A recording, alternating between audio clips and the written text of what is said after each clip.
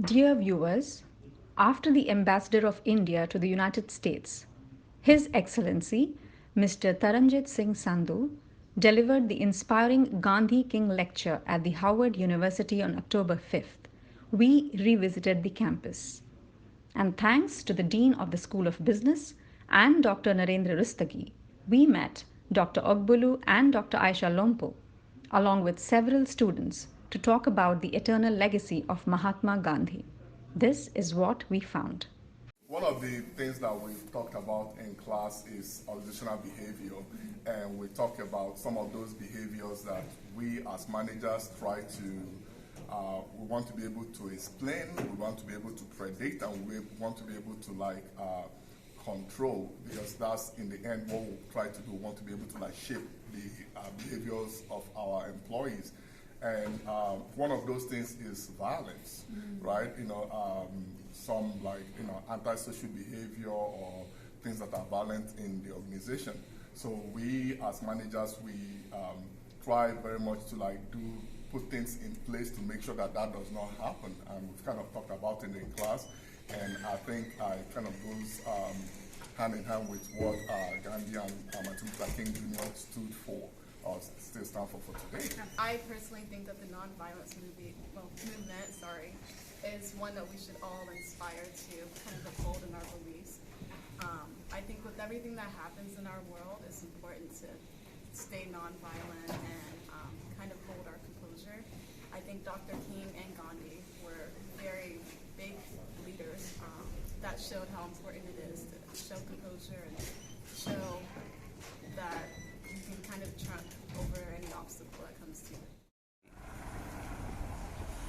Okay. Well, I feel like a lot of nonviolent movements are the results of people having a conscience, because a lot of the times people instinctively go towards making a violent action to solve a problem, which is not always the right answer.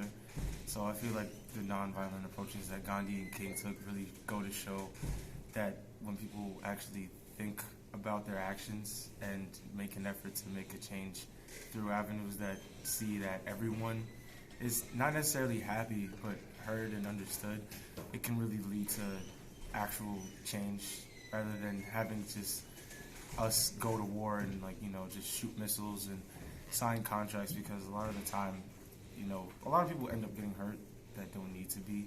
So being nonviolent is really, I feel like, how a lot of problems should be solved.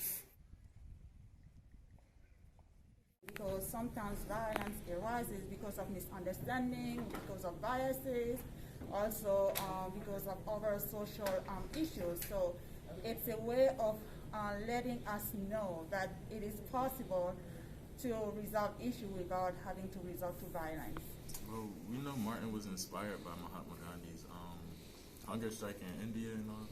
So that has strong roots with even black movements today. So yeah, the nonviolence movements obviously are pillars for the community, because they show that we can actually protest something without being what we are meant to portray.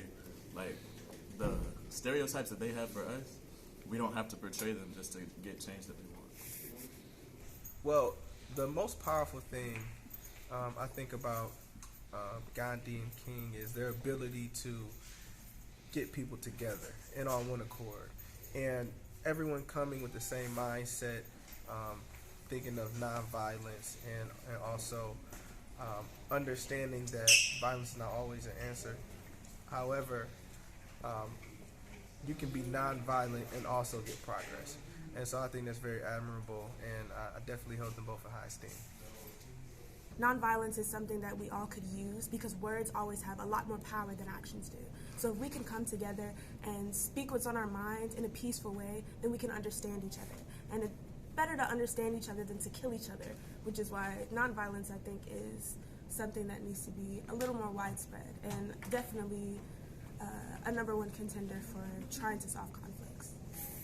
I definitely think that King and Gandhi were very prominent, not because that they were forceful and violent, but because that they were nonviolent, and they understood that the people were the ones who gave others power, and so power to the people basically, and that they were able to bring a lot of people together and influence others by being peaceful in their protests because they understood that acts of nonviolence are actually acts of powerlessness rather than powerful.